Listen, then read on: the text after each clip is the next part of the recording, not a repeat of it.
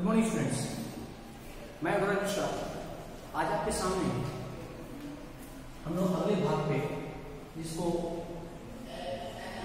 History के medieval part में पढ़ा जाता है यानी राइज ऑफ न्यू किंगडम के बारे में बात कर रहा हूँ। ये जो मिडिवल पार्ट है हिस्ट्री का यह बहुत महत्वपूर्ण है यह समझने के लिए कि भारत के इतिहास में मध्यकालीन इतिहास में कितने युद्ध लड़े गए, कितने क्लैश हुए, इन युद्ध के परिणाम स्वरूप कौन कौन से अन्य कारकों ने जन्म लिया। हम हिस्ट्री को पढ़ते इसीलिए हैं क्योंकि यह हमें जानकारी दे कि जो बीते समय में जो घटनाएं हुई हैं वो क्यों हुई हैं।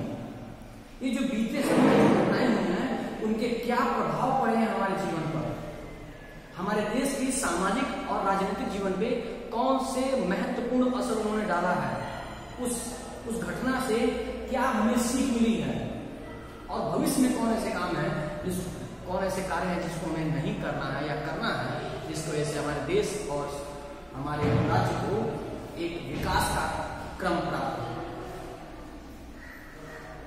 ऐसे में हम आज बात करने वाले हैं इस वीडियो के माध्यम से देश के ऊपर बहुत सारे आक्रमणकारियों ने, हमारे देश के ऊपर बहुत सारे आक्रमणकारियों ने हमले किया है, आक्रमण किया है और आक्रमण करके हमारे देश से संसाधनों को और हमारे देश की धन संपदा को लूटा है। वो आक्रमणकारी हमारे देश पर आक्रमण कर कैसे दिए, आखिर कौन से ऐसे कारण थे जिसके कारण वे हमारे देश पर हमला करने में सफल हो गए। आखिर कौन से ऐसे कारण थे जिस कारण वे लोग इस बात के लिए सफल हो गए कि उनको हमारे देश पर हमला करने के बावजूद भी किसी राजा ने उनका विरोध नहीं किया। इसी बात को आज हमें समझना होगा। मैं बात कर रहा हूं आज के टॉपिक में महमूद ऑफ गजनी की। गजनी जिसका अस्तित्व अब पहले अफगानिस्तान के किस पार्ट में हुआ करता था, अब वो अफगानिस्तान का एक छोटा सा हिस्सा है गजनी। गजनी अपने आप में एक सल्तनत के रूप में था, एक कह सकते हैं आक्रमणकारी या लुटेरा जिसका नाम था महमूद। पेशे से या केवल एक डकैत हुआ करता था। उसने भारत के बारे में सुना था कि भारत के पास बहुत सारा रिसोर्स है, बहुत सारा सोना है। भारत सोनी चिड़िया ऐसे नहीं कही जाती थी। भारत के पास संसाधनों के मामले में विश्व में सबसे ज्यादा संसाधन हुआ करते थे हर मामले में। महमूद ने एक आक्रमणकारियों की, एक लुटेरों की एक सेना बनाई। पहले एक सेना बनाकर उसने गजनी पर हमला किया, गजनी को अपना कैपिटल बनाया और कैपिटल बनाकर फिर एक बड़ी सेना तैयार की। यह दौर था 1000 सेंचुरी का, यानी हम बात कर रहे हैं 10वीं शताब्दी की। 10वीं शताब्दी के से लेकर और मात्र 25 वर्षों में, जहां जो मैंने ब्लैक बोर्ड पे लिखा हुआ है, इस महमूद ऑफ गजनी ने हमारे देश के ऊपर 17 बार आक्रमण किए। 17 टाइम 17 बार के आक्रमण में इसने भारत से बहुत सारा सोना लूटा। आखिर वो कौन से कारण थे? आरंभिक दौर में 1000 सेंचुरी की बात कर रहे हैं तो गजनी को यह पता चला कि भारत के, उसके अफगानिस्तान के पूरब में जो देश था जिसका नाम भारतवर्ष था, वहां पे जितने भी मंदिर हैं वो बहुत धनी हैं, बहुत सारा सोना है। अपने आक्रमणकारियों की सेना लेकर वह भारत में प्रवेश करता है और भारत के मंदिरों का पता लगाता है।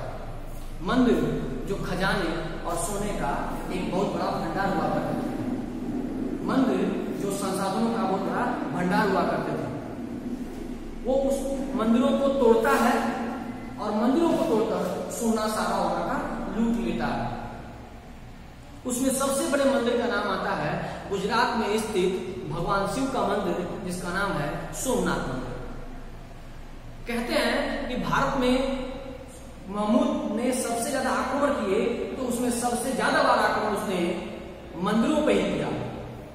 ज्यादा बार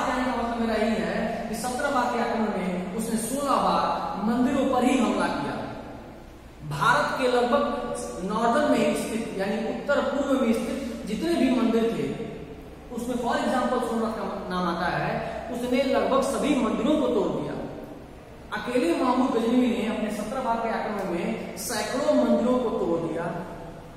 मंदिरों को तोड़कर उसका एक ही उद्देश्य था, मंदिरों को तोड़कर मंदिरों का जितना भी खजाना था, जितना भी सोना था, जितना भी धन दौलत था, सबको लूट लेना। लुटेरे के रूप में अफगानिस्तान से आया हुआ महमूद गजनवी सफल हो पाया। और ये सफल क्यों हो पाया? उसका सिर्फ एकमात्र कारण था कि यहाँ के राजाओं में आपसी रंजिश का होना। देश का इतिहास हमें वर्णित करता है, ये हमें सिखाता है किस प्रकार से बाहर के आक्रमणकारियों को यह सफलता मिल गई। वे हमारे देश में हमला कर गए और पड़ोसी राज्य जो था वो बिल्कुल विरोध नहीं कर पाया, क्योंकि उसे ये लगता था कि यह हमला उसके राज्य में नहीं हुआ है, इसलिए वह क्यों बोलेगा। यह चीज, यह घटना हमें सिखाती है कि कभी कोई बाहरी आक्रमणकारी अगर आपके देश पर, आपके राज्य पर या आपके पड़ोसी अन्य जगहों पर अगर हमला करता है तो उसका घोर विरोध करिए, एक साथ मिलकर विरोध करिए, ताकि भविष्य में कोई आक्रमण ना कर सके आपके ऊपर। महमूद गजनवी को सफलता इसी वजह से मिल गई क्योंकि यहाँ के राजाओं में आपसी रंजिश थी, यहाँ के राजाओं में आपसी संघर्ष था, और यह आपसी संघर्ष ज्वलंत रूप में था, जेलस रूप में था, ईर्ष्या के रूप में था। इतनी ज्यादा ईर्ष्या थी कि एक राजा के ऊपर दूसरे राजा पर द्वारा हमला किया जाता था तो बाकी सब राजा सिर्फ देखते रहते थे, तमाशा देखते थे, उसकी सहायता कभी नहीं करते थे। और यही कारण था कि महमूद और गजनी को यह सफलता मिली।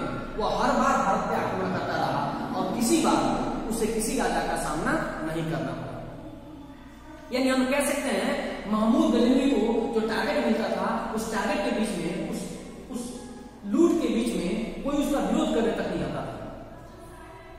वो अपनी सेना के साथ आता, मंदिरों को तोड़ता और सारा खजाना, सारा सोना लूट कर लेके चला जाता था। और उसने इस हर बार के प्रयास में भारत के विभिन्न कोनों के सभी मंदिरों को तोड़ दिया। सभी मंदिरों को तोड़कर उसने सारा सोना लूट लिया और 1000 सेंचुरी से लेकर 1025 के बीच में उसने देश पर 17 बार आक्रमण किया।